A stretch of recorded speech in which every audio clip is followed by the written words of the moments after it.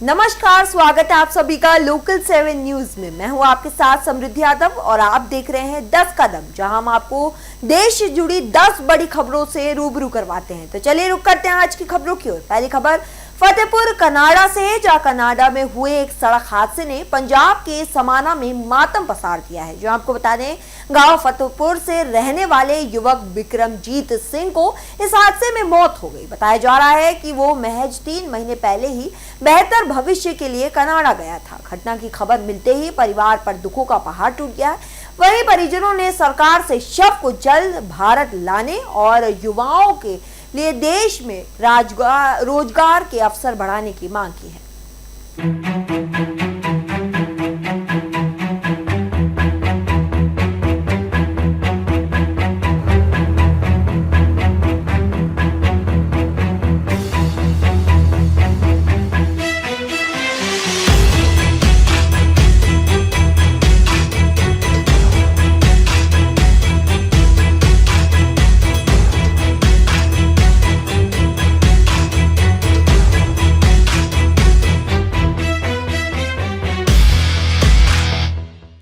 देखो जी, जी घटना वापरी है बड़ी दुखदाई है परिवार वास्ते।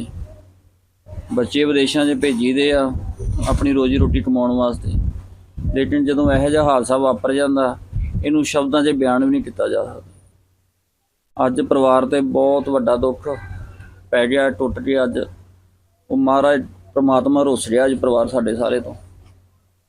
ਅਸੀਂ ਪ੍ਰਸ਼ਾਸਨ ਨੂੰ ਵੀ ਇਹੀ ਬੇਨਤੀ ਕਰਦੇ ਹਾਂ ਕਿ ਉਹ ਪਰਿਵਾਰ ਦੇ ਨਾਲ ਖੜੇ ਆ ਕੇ ਦੁੱਖ ਦੇ ਸੁੱਖ ਦੇ ਵਿੱਚ ਜੋ ਵੀ ਉਹ ਮਦਦ ਕਰ ਸਕਦੇ ਨੇ, ਕੋਈ ਕਾਗਜ਼ੀ ਕਾਰਵਾਈ ਦੀ, ਕੋਈ ਉੱਥੋਂ ਆਪਾਂ ਨੂੰ ਡੈੱਡ ਬਾਡੀ ਲਿਆਉਣ ਵਾਸਤੇ ਸਾਡੀ ਕੋਈ ਮਦਦ ਕਰ ਸਕਦੇ ਨੇ। ਪ੍ਰਸ਼ਾਸਨ ਪਰਿਵਾਰ ਦੇ ਨਾਲ ਖੜੇ ਆ ਕੇ ਅੱਜ ਆਏ ਸਨ ਜੀ, ਸਾਰੇ ਰਾਏ ਨੇ। ਬਾਕੀ ਅਜੇ ਜਿੱਥੇ ਡੈੱਡ ਬੋਡੀ ਆਪਣੀ ਪਈ ਏ ਉੱਥੇ ਪਰਿਵਾਰ ਨੇ ਪਹੁੰਚਣਾ ਹੈ। ਉਹ ਅੱਜ ਪਹੁੰਚਦੇ ਜਾਂ ਕੱਲ੍ਹ ਪਹੁੰਚਦੇ ਨੇ, ਉਹ ਦੇਖ ਕੇ ਫਿਰ ਹੀ ਆਪਾਂ ਨੂੰ ਪਤਾ ਲੱਗੇਗਾ ਕਿ ਕਿਵੇਂ ਦੇ ਹਾਲਾਤ ਨੇ ਔਰ ਕੀ ਪ੍ਰੋਸੈਸ ਹੋਏਗਾ। ਭਰਾ ਆਪਣਾ ਰਹਿੰਦਾ ਕੈਨੇਡਾ 'ਚ ਸੀਗਾ, ਡੈਥ ਉਹਦੀ ਅੱਜ ਅਮਰੀਕਾ ਦੇ ਵਿੱਚ ਹੋਈ ਹੈ। ਅਤੇ ਹੁਣ ਉਹ ਕੀ ਪ੍ਰੋਸੈਸ ਹੈ, ਕਿਵੇਂ ਦਾ ਪ੍ਰੋਸੈਸ, ਕਿਸ ਤਰ੍ਹਾਂ ਚੱਲੇਗਾ। ਡਾਇਰੈਕਟ ਲਿਆਉਂਦੇ ਨੇ, ਫਿਰ ਉਹਦੇ ਮੁਤਾਬਕ ਕਾਰਵਾਈ ਹੋਏਗੀ। ਪ੍ਰਸ਼ਾਸਨ ਦੇ ਅੱਗੇ ਇਹੀ ਮੰਗ ਹੈ ਕਿ ਪਰਿਵਾਰ ਦੇ ਨਾਲ ਖੜ੍ਹਨ, ਮਦਦ ਕਰਨ ਜਿੰਨੀ ਜੋ ਵੀ ਕਰ ਸਕਦੇ ਨੇ। ਉਹ ਜੀ ਉੱਥੇ 4 ਸਾਲ ਹੋ ਗਏ ਗਏ ਨੂੰ ਕੈਨੇਡਾ ਦੇ ਵਿੱਚ, ਤਾਂ ਉੱਥੇ ਟਰਾਲਾ ਚਲਾਉਂਦਾ ਸੀ, ਅਪ ਡਾਊਨ ਕਰਦਾ ਹੁੰਦਾ ਸੀ ਅਮਰੀਕਾ ਨੂੰ। ਤਾਂ ਹੁਣ ਵੀ ਅਮਰੀਕਾ ਗਿਆ ਸੀ, ਉੱਥੋਂ ਵਾਪਸ ਆ ਰਿਹਾ ਸੀ ਲੋਡ ਲੈ ਕੇ, ਤਾਂ ਗੱਡੀ ਕਿਤੇ ਸਲਿੱਪ ਕਰ ਗਈ। ਹੁਣ ਪੂਰੀ ਗੱਲ ਦਾ ਹਜੇ ਸਾਨੂੰ ਵੀ ਕਨਫਰਮ ਨਹੀਂ ਹੈਗਾ ਵੀ ਕਿਵੇਂ ਹਾਦਸਾ ਹੋਇਆ। ਗੱਡੀ ਪਲਟ ਗਈ ਹੈ, ਪਲਟਣ ਕਰਕੇ ਉਹਦੇ ਨਾਲ ਹਾਦਸਾ ਹੋਇਆ, ਉਹਦੇ ਸੱਟ ਵੱਜ ਗਈ ਜਾਂ ਕਿਵੇਂ ਵੀ ਔਨ ਦੀ ਸਪੌਟ ਹੀ ਉਹਦੀ ਡੈਥ ਹੋ ਗਈ ਹੈ। ਅਤੇ ਅੱਜ ਸਾਡੇ ਇੱਥੇ ਆਏ ਸਨ ਲੀਡਰ ਵੀ ਆਏ ਨੇ, ਜੋੜਾ ਮਾਜਰਾ ਸਾਹਿਬ ਵੀ ਆਏ ਸੀ। ਉਹ ਵੀ ਕਹਿੰਦੇ ਸੀ ਵੀ ਅਸੀਂ ਡਾਕਟਰ ਗਾਂਧੀ ਨਾਲ ਗੱਲ ਕਰਕੇ ਐਂਬੈਸੀ ਨਾਲ ਰਾਬਤਾ ਕਾਇਮ ਕਰਦੇ ਹਾਂ। ਅਤੇ ਚਲੋ ਜੇ ਹੁਣ ਪਰਿਵਾਰ ਦੀ ਮਦਦ ਹੋਏਗੀ, ਕੋਈ ਸਾਡੀ ਸਰਕਾਰ ਹੈਲਪ ਕਰੇ ਉਹਦੀ ਲਾਸ਼ ਨੂੰ ਇੱਥੇ ਲਿਆਉਣ ਦੇ ਵਿੱਚ, ਵੀ ਚੱਲ ਜਿਹੜਾ ਉਹਦਾ ਆਪਣਾ ਰਸਮਾਂ ਨੇ ਉਹਦੀਆਂ ਅਸੀਂ ਆਪਣੇ ਹੱਥੀਂ ਪੂਰੀਆਂ ਕਰ ਲਈਏ। ਸਾਨੂੰ ਕੱਲ੍ਹ ਸ਼ਾਮੀ ਇਤਲਾਹ ਮਿਲੀ ਹੈ ਉੱਥੋਂ। ਉਹਦੀ ਆਪਣੇ ਬੇਟੇ ਦੀ ਵਾਈਫ ਉੱਥੇ ਹੁੰਦੀ ਹੈ ਕੈਨੇਡਾ, ਉਹਨੇ ਸਾਨੂੰ ਫੋਨ ਕੀਤਾ। ਉਹਨਾਂ ਨੂੰ ਕਿਤੇ ਪੁਲਿਸ ਵਾਲਿਆਂ ਨੇ ਫੋਨ ਕੀਤਾ ਅਮਰੀਕਾ ਤੋਂ ਵੀ ਇਸ ਤਰ੍ਹਾਂ ਗੱਲ ਹੋ ਗਈ, ਐਕਸੀਡੈਂਟ ਹੋ ਗਿਆ ਟਰੱਕ ਦਾ, ਵੀ ਤੁਸੀਂ ਆਸ ਹਸਪੀਟਲ ਦੇ ਵਿੱਚ ਗੱਲ ਕਰ ਸਕਦੇ। ਉਹਨਾਂ ਤੋਂ ਸਾਨੂੰ ਕਨਫਰਮ ਹੋਇਆ, ਹਜੇ ਸਾਨੂੰ ਪੱਕਾ ਕੋਈ पता नहीं हैगा भी की होया की नहीं। कासगंज में आगामी श्रावण मास की कावड़ यात्रा को लेकर तैयारियां तेज हो गई है। जो आपको बता दें, जिलाधिकारी प्रणय सिंह और पुलिस अधीक्षक ओपी सिंह ने लहरा गंगा घाट का निरीक्षण किया। साथ ही अधिकारियों ने सुरक्षा और सुविधाओं का जायजा लेते हुए किसी भी तरीके की लापरवाही नहीं बरतने के निर्देश दिए। फिलहाल प्रशासन का दावा है कि इस बार यात्रा पूरी तरीके से सुरक्षित और व्यवस्थित होगी।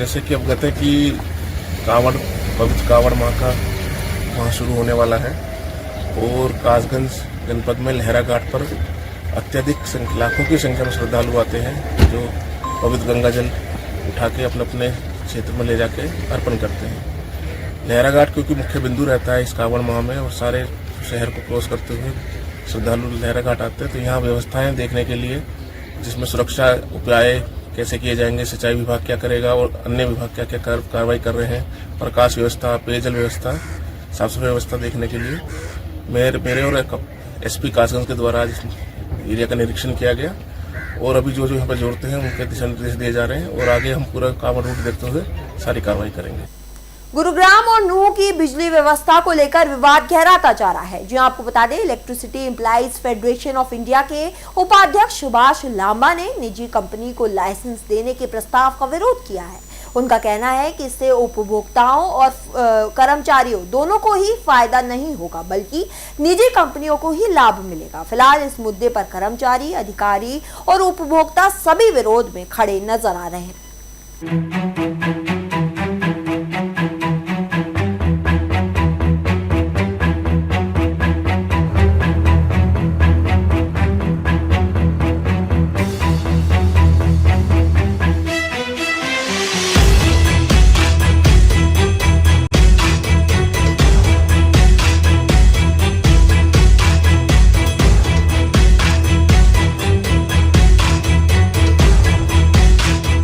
मैं Subhash Lamba, vice president electricity employees federation of India और national president all India state government employees federation. ये जो गुड़गांवा और नूह में पैरेलल लाइसेंस देने के लिए सरकार प्रयास कर रही है और एक कंपनी है 11 पावर प्राइवेट लिमिटेड कंपनी, उन्होंने हरियाणा पावर रेगुलेटरी कमीशन को लाइसेंस के लिए याचिका दायर की है। उस पर 8 तारीख को सुनवाई अभी हुई है। तो उस याचिका के खिलाफ संयुक्त किसान मोर्चा, उसके जो घटक हैं, उन्होंने ऐतराज दिया है। जो हरियाणा में इंजीनियर हैं, यानी कि चीफ इंजीनियर से लेकर के एग्जीक्यूटिव इंजीनियर एसडीओ तक के, उनकी जो एसोसिएशन है, उन्होंने ऐतराज दिया है। हरियाणा की जो मुख्य वर्कर की यूनियन है, all Haryana power corporation worker union और HSCB worker union head office Bhiwani, इन्होंने ऐतराज दर्ज कराया है। और इसके अलावा जो central of Indian trade union है, उसने ऐतराज दिलाया है। इंडियन नेशनल लोक दल, उन्होंने भी ऐतराज दिया है। मार्क्सवादी कम्युनिस्ट पार्टी, उन्होंने भी विरोध दिया है। और कांग्रेस के जो नेता प्रतिपक्ष है, उन्होंने भी ऐतराज जताया है। लेकिन आप देखेंगे कि ये जो हम बोल रहे हैं, ये लाखों लाख कर्मचारियों के, किसानों के, मजदूरों को रिप्रेजेंट करते हैं। लेकिन उन्होंने, कंपनी ने क्या किया है कि एक एक आदमी को लेकर के आए हैं गांव से और उनको कहा कि भाई हम चाहते हैं कि पैरेलल लाइसेंसिंग, इनको लाइसेंस दिया जाए, हमें 24 घंटे बिजली चाहिए। जब बाद में मैंने उनसे पूछा कि जिस कंपनी को लाइसेंस दे रहे हैं वो बिजली बनाने वाली कंपनी नहीं है, वो तो मतलब ट्रेड करेगी, व्यापार करेगी, तो उनको इस बारे में कुछ पता नहीं था। लेकिन खबर प्लांट करवाई गई कि 70% जो जन सुनवाई हुई है, 70% जो कंज्यूमर हैं वो चाहते हैं कि पैरेलल लाइसेंसिंग प्रणाली लागू हो। मतलब हम इतने लाखों कर्मचारियों को रिप्रेजेंट कर रहे हैं, हम तो 30% में आ गए।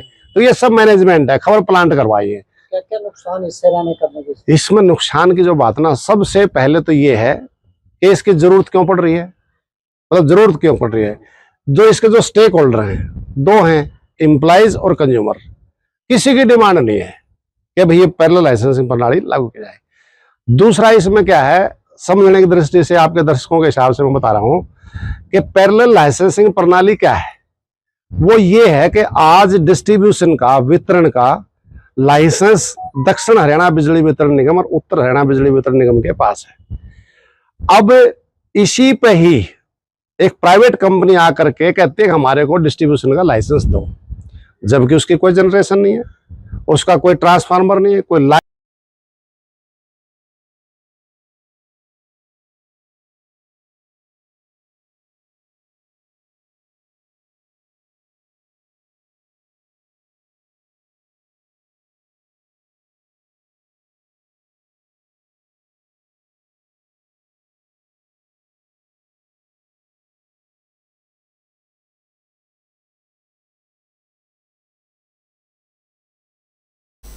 कासगंज में पुलिस और बदमाशों के बीच मुठभेड़ हुई, जहां पुलिस ने 25-25 हजार रुपए के इनामी 2 बदमाशों को गिरफ्तार किया। आपको बता दें, मुठभेड़ के दौरान बदमाशों ने पुलिस पर फायरिंग की, जिसके जवाब में पुलिस ने कार्रवाई की। फिलहाल दोनों बदमाशों को पैर में गोली लगी है और उन्हें अस्पताल में भर्ती कराया गया है। ये भी बताया जा रहा है कि दोनों आरोपी महिला हत्याकांड में वंचित थे।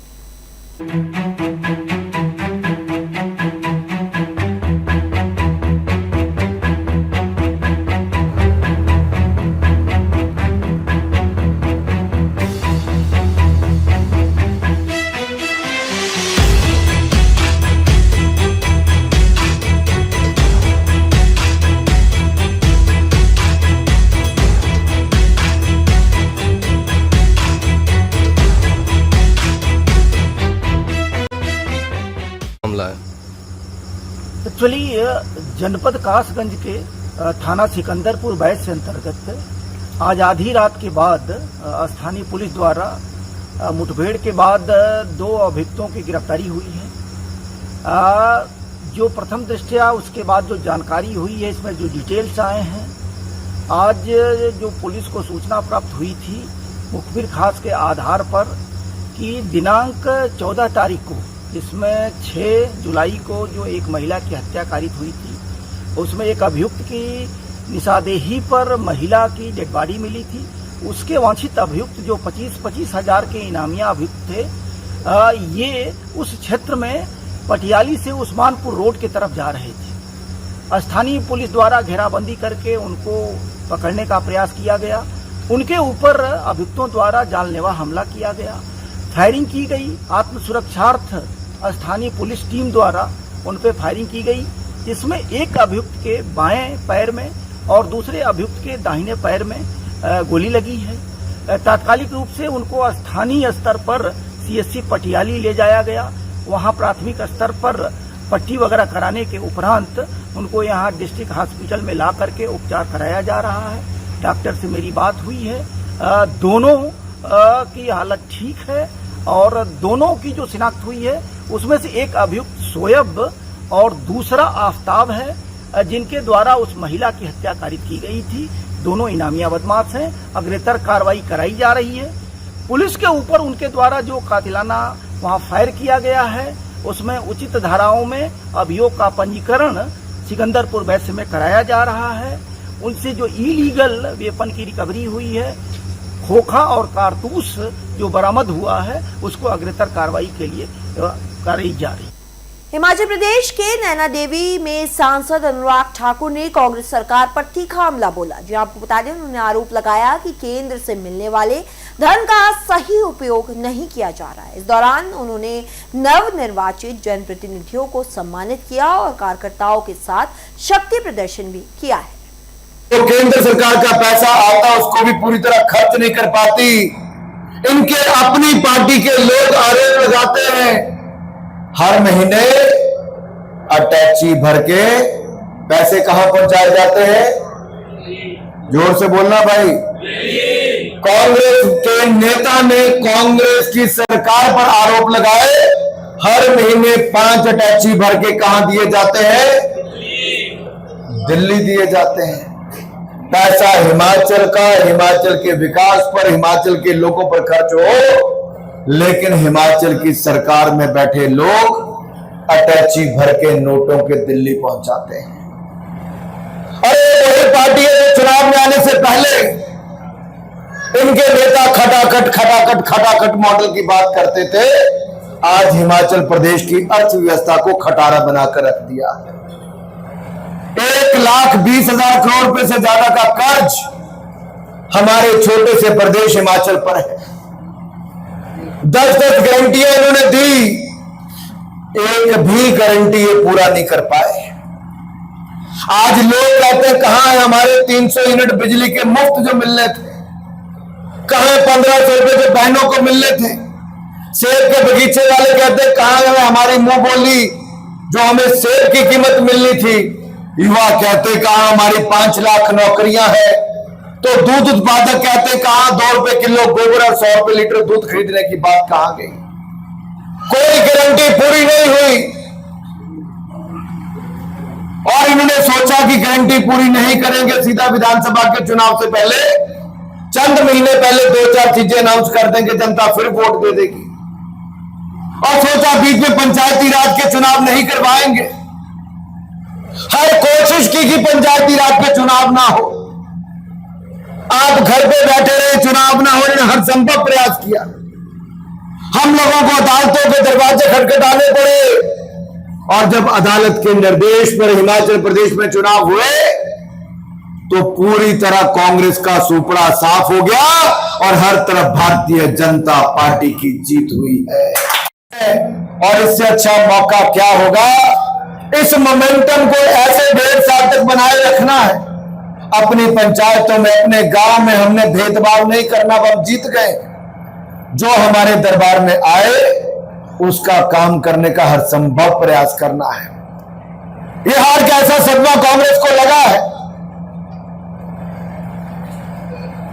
कि अगर आप देखेंगे पिछले कुछ दिनों की घटनाओं में, भाई रणधीर जी जहां पर मुख्यमंत्री जी गए, कहीं उद्घाटन का पत्थर ही गिर गया और कहीं पर्दा खोलने से पहले पर्दा ही गिर गया।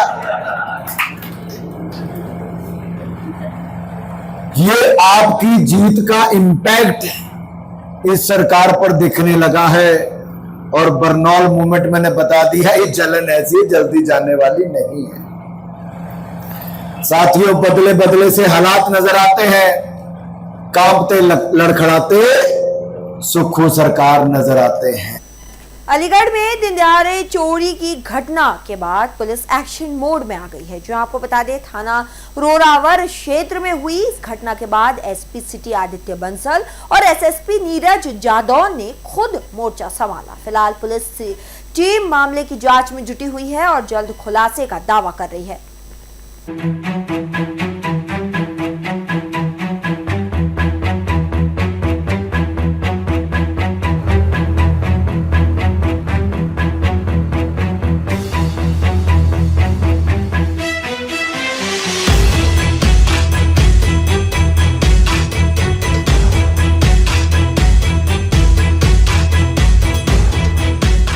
मैं श्री रामपुरम मेलोज बाईपास दोना सैयद के सामने यहाँ अलीगढ़ से बोल रहा हूँ। क्या मामला हुआ है?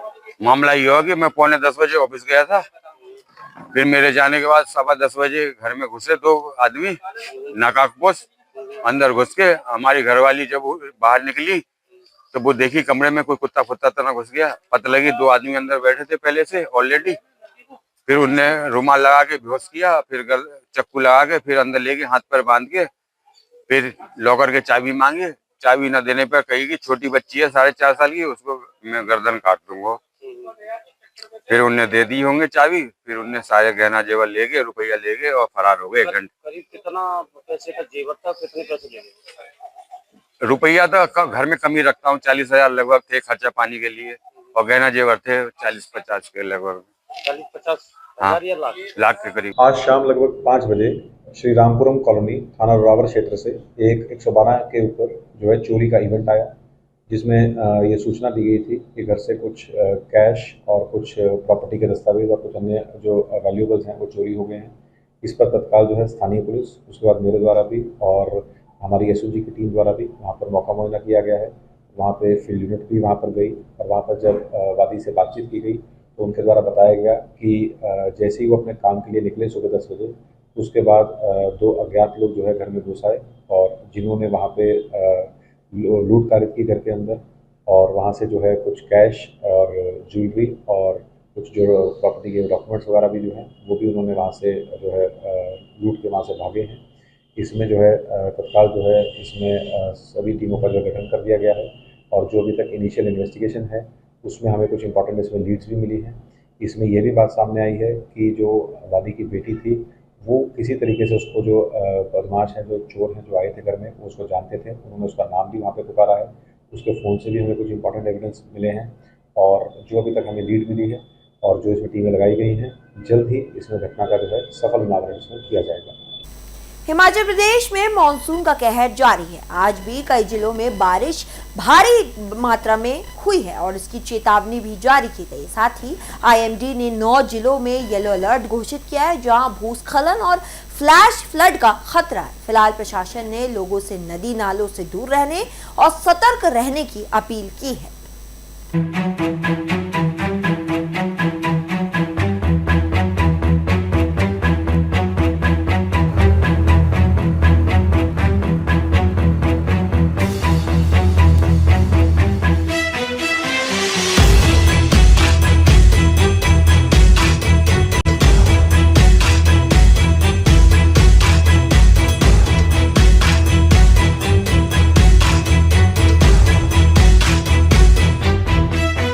हिमाचल प्रदेश में आज अधिकांश क्षेत्रों में येलो अलर्ट जारी किया गया है। बताना चाहेंगे बीती रात्रि से ही जो प्रदेश के अधिकांश क्षेत्रों में भारी वर्षा देखने को मिली, ऐसे में जो जीवन है वो अस्त व्यस्त हो चुका है।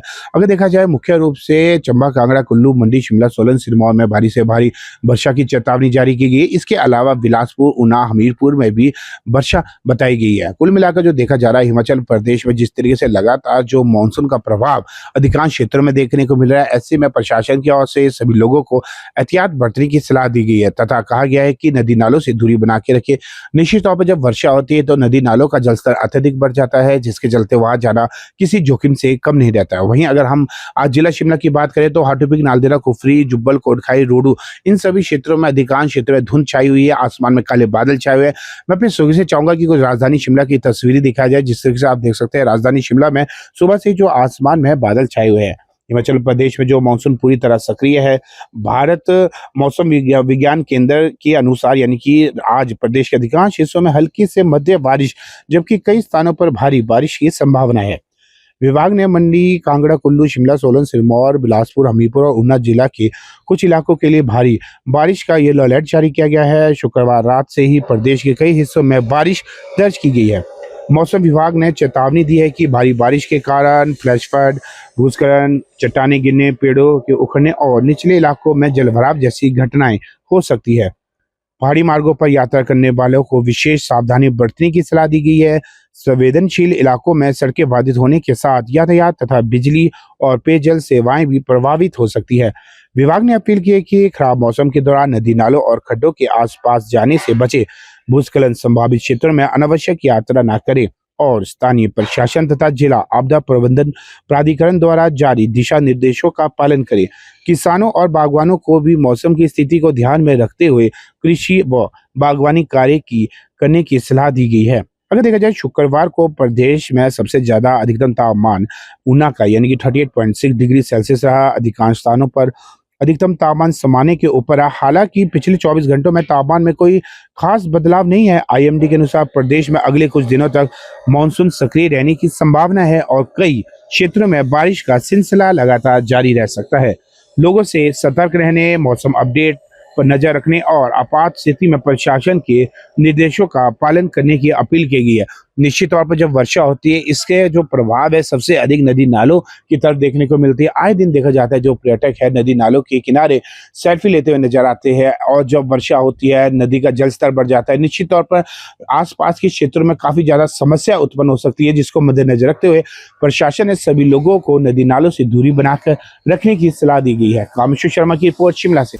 रायबरेली में पेट्रोल पंप पर दबंगों ने एक युवक के साथ जमकर मारपीट की। जो आपको बता दें लात घूंसों से हमला करते हुए बदमाशों ने बेखौफ वारदात को अंजाम दिया। वहीं घटना पूरी सीसीटीवी में कैद हो गई है। फिलहाल पीड़ित ने पीआरवी को सूचना दी, जिसके बाद पुलिस जांच में जुटी हुई है।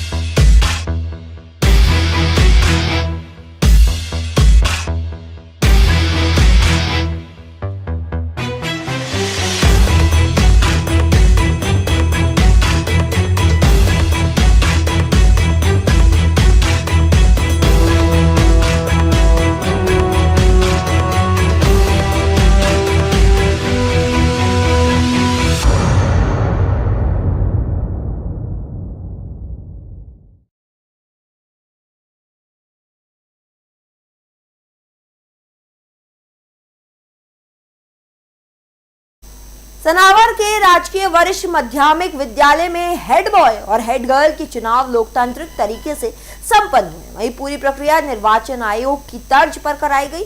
मतपत्र, रजिस्टर और सभी औपचारिकताओं के साथ छात्रों ने मतदान किया। इस पहल का उद्देश्य विद्यार्थियों में लोकतांत्रिक मूल्यों की समझ विकसित करना है।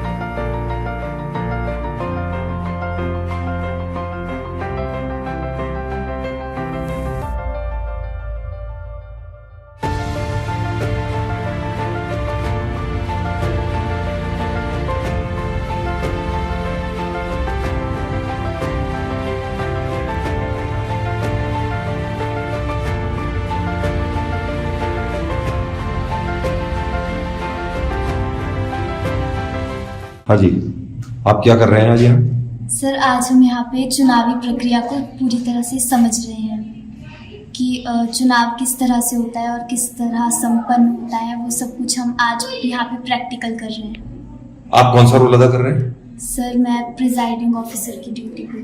प्रिजाइडिंग का क्या रोल रहता है इलेक्शन में? सर, मेरे साथ ही पूरी टीम है और प्रिजाइडिंग ऑफिसर की ड्यूटी रहती है कि पूरा इसको शांतिपूर्वक संपन्न करना। ठीक है। हाँ जी, आप कौन है? हम पोलिंग एजेंट हैं और हम कैंडिडेट्स के एजेंट हैं और ये हमारी एजेंटों की टीम है और हमारा यह काम होता है कि हम फर्जी वोटर्स को अंदर नहीं आने देते। ठीक है। हाँ जी, आप कौन? मैं पोलिंग ऑफिसर हूँ और मेरे पास 17C रिपोर्ट वोट अकाउंट को चेक करना मेरा काम है। क्या करते हैं इसमें? सर, इसमें पहले कैंडिडेट का नाम पूछते हैं, फिर उसके आगे उसको टिक करते हैं, फिर क्लास पूछते हैं, फिर वोट के लिए। हाँ जी। हाँ जी, आप क्या कर रहे हैं? सर, मेरा काम CI दिखाना है और हम हेड बॉय के लिए हम बैलेट पेपर दे रहे हैं। हाँ जी, आप क्या काम है? मैं इनको कोई बैलेट पेपर दे रही हूँ। हाँ जी, प्रेसिडेंट साहब कोई मैसेज देना चाहेंगे? कुछ भी बोलो इस चुनावी प्रक्रिया के बारे में। इस चुनावी प्रक्रिया से हमें पूरी तरह से ये समझ आएगा कि किस तरह से चुनाव होते हैं, कैसे कराए जाते हैं। आज हमने ये देखा कि कैसे चुनाव होते हैं, मतलब हमारे को बताया कि जो पंचायत की इलेक्शंस वगैरह होते हैं वो भी सब ऐसे ही होते हैं। ठीक है।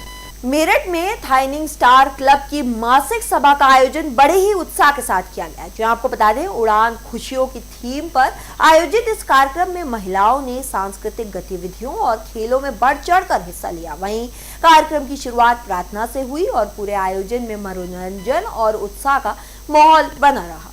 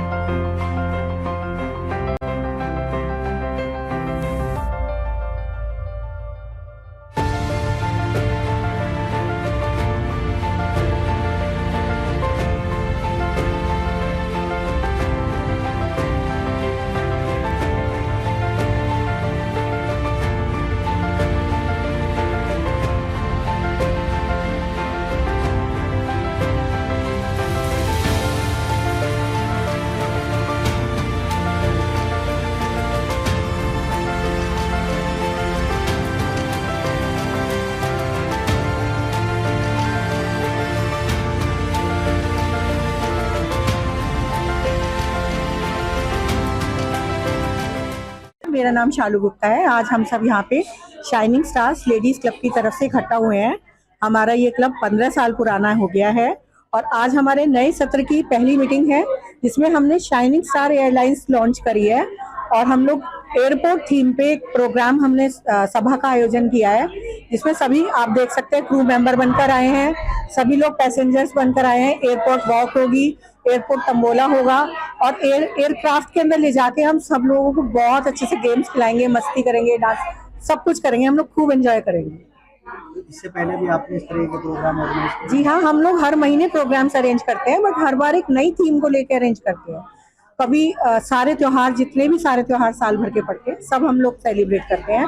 और हमारा ये लेडीज क्लब मेरठ में है और सब लोग बहुत बहुत बहुत एंजॉय करते हैं। आपको कैसे आइडिया आया ये ऑर्गेनाइज करने का? हमारी जो पूरी होस्ट टीम आप देख रहे हैं, इन सबका आइडिया था और सबने बहुत मेहनत करी है इस थीम के लिए। और आइडियाज आते रहते हैं, लेकिन सब लोग जब उसको मिलकर बनाते हैं आइडिया को, तो वो बहुत अच्छा निकल कर आता है। जैसा कि आप सब देख ही रहे हैं, सब लोगों ने कितनी मेहनत करी है और सच में बहुत अच्छी। आज आप लोग बैठिए, देखिए, बहुत एंजॉय करेंगे। और हम लोग तो खैर एंजॉय करने ही वाले हैं। हम लोग बहुत खुश हैं आज, क्योंकि हमारे सत्र की पहली मीटिंग भी है और हमारा एयरक्राफ्ट भी तैयार है बोर्ड करने के लिए। अब बस हम टेक ऑफ करने वाले हैं। क्या आपके बीच कोई ऐसे मेंबर मौजूद है यहाँ पर जो सच में एयरलाइन से जुड़ा है? हम सब अपने अपने घर की एयरलाइन से ही जुड़े हुए हैं। जो जहाँ होम मेकर आ गई ना, वो हर चीज से जुड़ जाती है। ठीक है। फिलहाल इस बुलेटिन के लिए इतना ही। ऐसे और खबरें और अपडेट्स के लिए देखते रहिए लोकल 7 न्यूज।